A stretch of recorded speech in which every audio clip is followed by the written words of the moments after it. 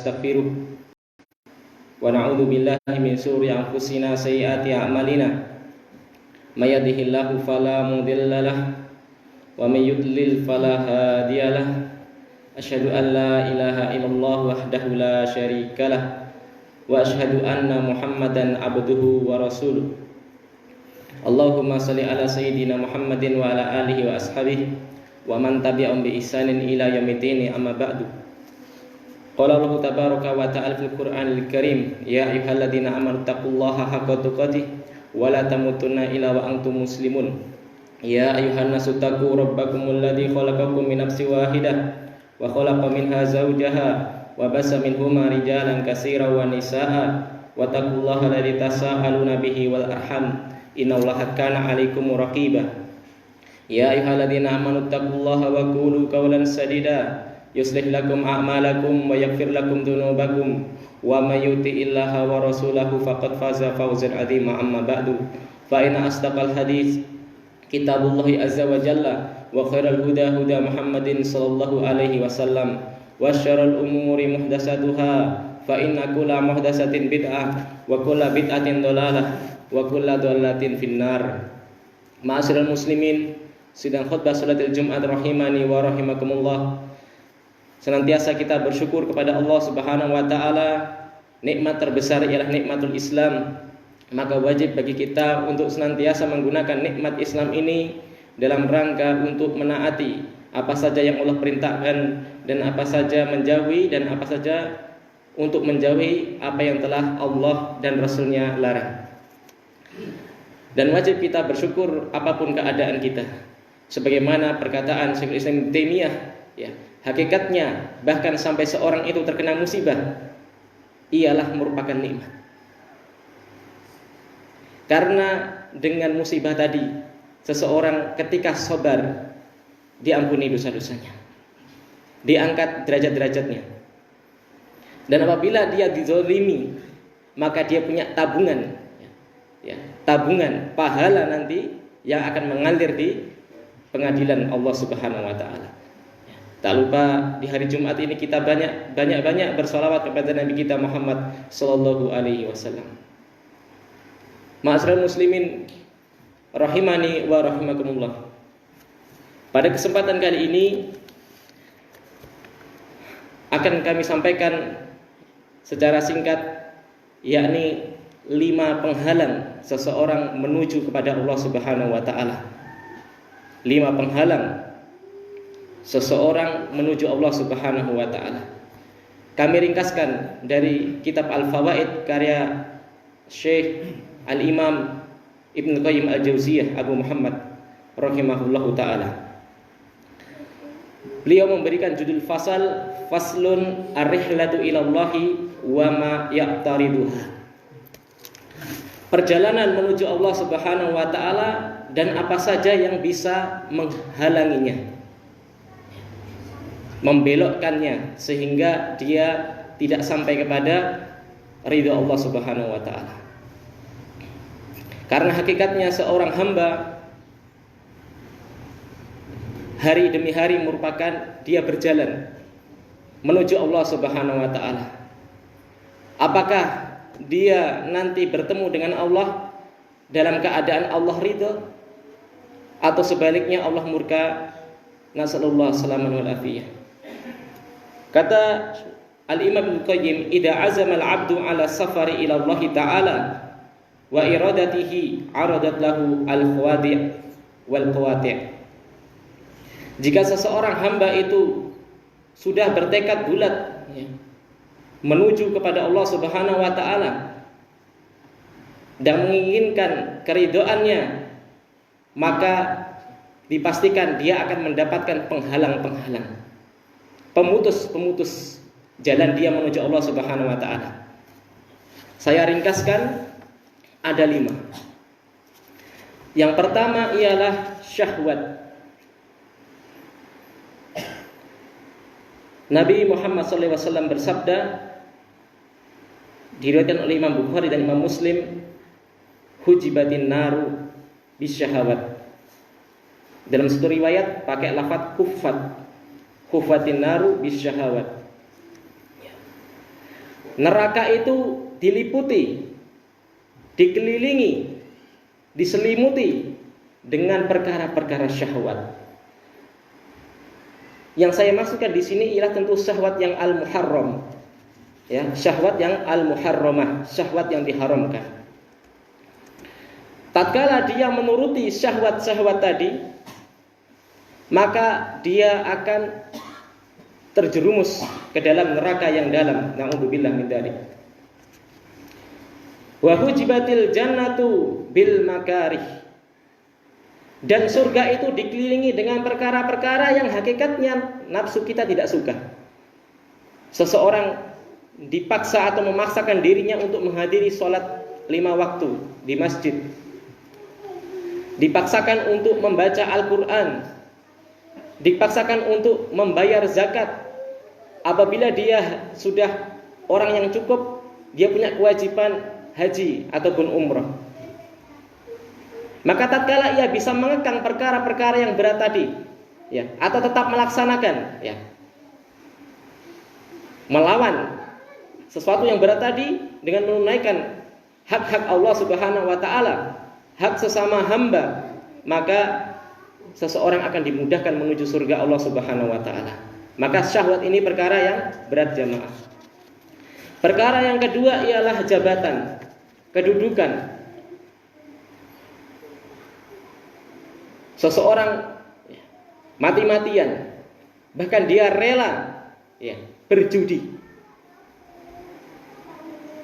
dengan menjual aset-asetnya supaya mendapatkan jabatan. Dia rela menjatuhkan lawan politiknya demi mendapatkan jabatan. Ya. Dalam hadis riwayat Bukhari dan Muslim, Nabi kita Muhammad SAW bersabda, "Ma min 'abdin yastar'ihi Allahu ra'iyatan yamutu yauma yamutu wa huwa ghashshun li ra'iyatihi illa haramallahu 'alaihi jannah." Tidaklah dari seorang hamba yang Allah berikan amanah untuk memimpin suatu rakyat, baik sekup kecil, ya, desa, kelurahan, sampai sekup yang nasional luas. Kemudian ia mati di hari ia mati dalam keadaan ia menipu, dalam keadaan ia tidak jujur, ada harta aset negara yang ia gunakan untuk pribadi, menipu rakyatnya, ya. Tidaklah keadaannya seperti itu, melainkan Allah haramkan surga baginya. Inilah fitnah, ya, jabatan. Lalu jalan berikutnya yang bisa menghalangi seorang hamba dari menuju Allah Subhanahu wa ta'ala ialah harta. Nabi Muhammad SAW bersabda dalam hadis riwayat Bukhari, "Ta'isa Abdul Dinar, Ta'isa Abdul Dirham, Ta'isa Abdul Khamisah, Ta'isa Abdul Khamilah. In u'tiya radiya wa in lam yu'ta sakhita." Celaka. Ta'isa itu kalau secara letterlek sebenarnya seseorang sing jempalik. Jadi kayak orang kopral itu.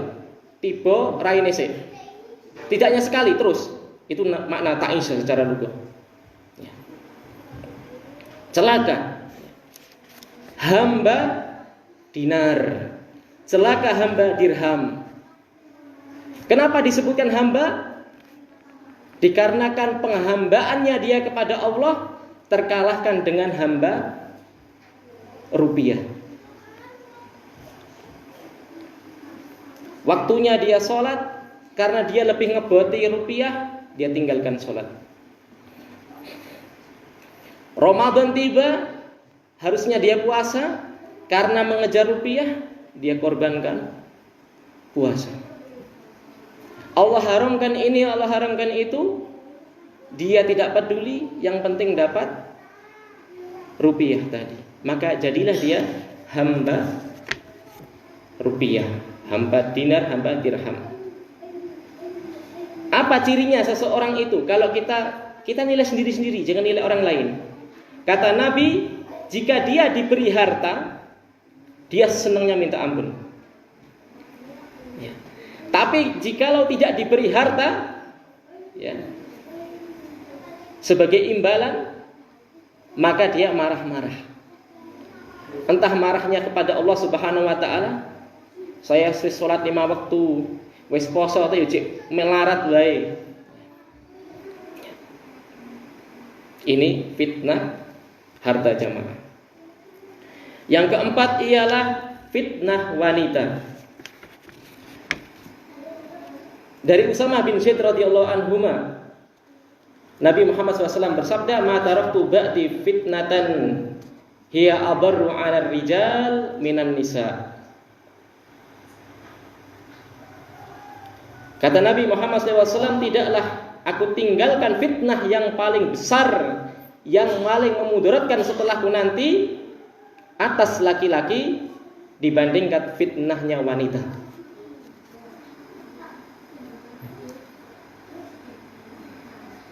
Betapa banyak seseorang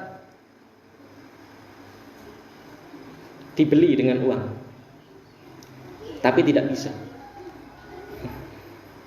Ternyata penghapusannya skandal. Makanya ya hati-hati. Ya. Saya nasihatkan kepada jamaah sekalian, ya, jangan pernah bermain-main, bermudah-mudahan, bermuamalah dengan wanita yang bukan mahram. Termasuk yang bukan mahram ialah ipar.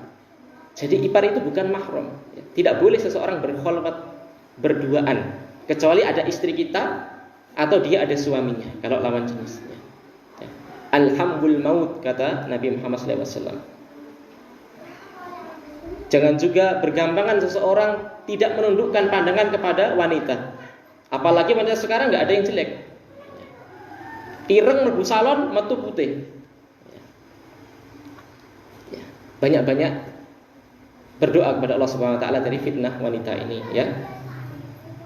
Kalau dia bisa selamat di dunia nyata, maka saat buka HP, na'udzubillah. Maka saya juga tidak menyalahkan kalau orang sekarang kok nggak punya HP Android, ya saya berhusnudzon, mungkin lebih menjaga keselamatan dirinya. Ya. Lalu fitnah yang terakhir ialah fitnah pakaian. Sebenarnya fitnah pakaian ini masuk kepada fitnah harta tadi, karena pakaian termasuk harta. Dan sudah tercakup dalam tadi Ta'isa Abdul Khamisah. Khamisah itu ialah baju yang indah yang dihiasi dengan sutra. Lalu kita tutup dengan ayat Allah Subhanahu wa taala berfirman dalam surat Al-Munafiqun ayat 9. Ya ayyuhalladzina amanu la tulhikum amwalukum wala auladukum an dzikrillah. Ingat, ini yang diseru ialah kita. Dan yakin seseorang yang beriman tidak mungkin tidak diuji. Allah berpesan, wahai orang-orang yang beriman, janganlah harta-harta kalian, janganlah anak-anak kalian melalaikan kalian dari mengingat Allah Subhanahu wa taala. Mengingat Allah artinya ialah menunaikan perintah Allah Subhanahu wa taala. Jadi anak itu fitnah. Harta kita fitnah. Dalam tafsir-tafsir disebutkan, kenapa bisa jadi fitnah? Ketika sebelum punya anak, sebelum punya istri, sregep nang masjid, sregep taklim, pengajian. Tapi tatkala sudah banyak tambahan kebutuhan, sing bayar SPP lah, sing anak yang njaluk jajan lah, dia mau nambah jam kerja.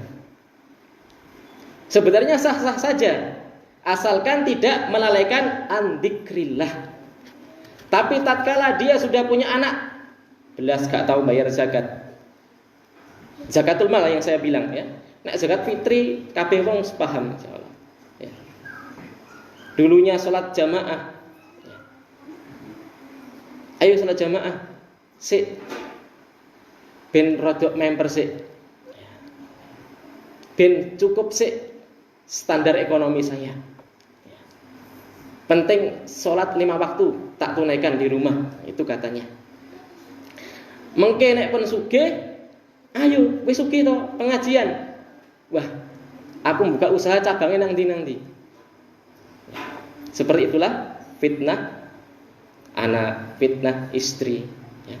Apalagi kalau anak dan istrinya ini bisa menjadi penghalang, tidak bisa menjadi motivasi dalam rangka ibadah kepada Allah Subhanahu wa taala.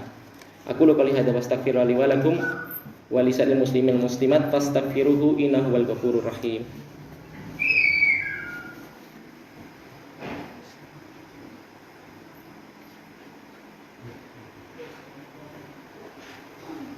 Alhamdulillah wassalatu wassalamu ala Rasulillah wa ba'du. Ittaqullah faqad faza al muttaqun. Barang siapa yang anak istrinya melalaikan dia dari mengingat Allah, maka Allah mengatakan faulaika humul khosirun. Itulah sebenar-benar the real orang-orang yang merugi. Walaupun hakikatnya dunianya dapat, tapi di akhirat tidak mendapatkan apapun itu. Lalu di akhir Ibnu Qayyim Al-Jauziyah menutup, apabila dia bisa mengatasi fitnah syahwat, fitnah jabatan, fitnah harta, fitnah wanita, fitnah pakaian, maka dia akan mendapatkan, kalau bisa mengekang, kalau bisa memimpin, mengendalikan. Jadi bukan dikendalikan, tapi mengendalikan. Akan mendapatkan keberkahan dalam hidupnya, mendapatkan kemuliaan.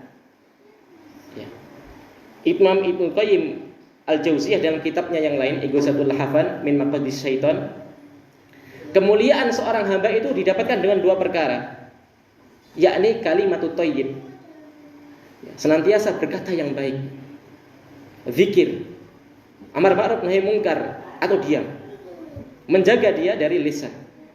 Wal amalu sholih, yang kedua memperbanyak amal ibadah, amal soleh. Lalu yang ketiga, dia mendapatkan ilham, dipertajam ilhamnya,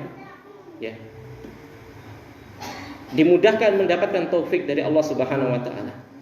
Yang keempat, dia mendapatkan qanaah, rasa cukup, rasa kaya dalam hati, senantiasa cukup dari pemberian Allah Subhanahu wa taala. Dan yang terakhir, ia mendapatkan kecintaan dari Allah Subhanahu wa taala.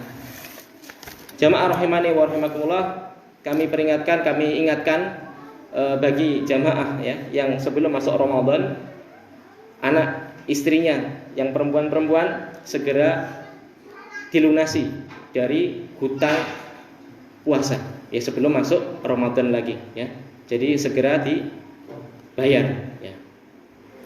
Allahumma shalli ala Muhammad wa ali Muhammad kama shallaita ala Ibrahim wa ala Ibrahim wa barik ala Muhammad wa ali Muhammad kama barakta ala Ibrahim wa ala Ibrahim fil alamin innaka Hamidum Majid. Alhamdulillahil alamin. Allahumma firil muslimin wal muslimat wal mu'minin wal mu'minat al ahya'i minhum wal amwat innaka sami'un qaribun mujibud da'wat. Allahumma ansurna ikhwana fi baladina hada Indonesia aminin wa damir a'da'atin. Allahumma aslih lana wulata umurina. Allahumma aslih lana wulata umurina. Allahumma aslih lana wulata umurina. Allahumma ighfir lana wa li walidina warhamhuma kama rabbayana shighara. Rabbana atina fid dunya hasanah fil akhirati hasanah wa qina adzabannar. Subhana rabbika rabbil izzati amma yasifun wa salamun alal mursalin walhamdulillahi rabbil alamin. Aqimissalah.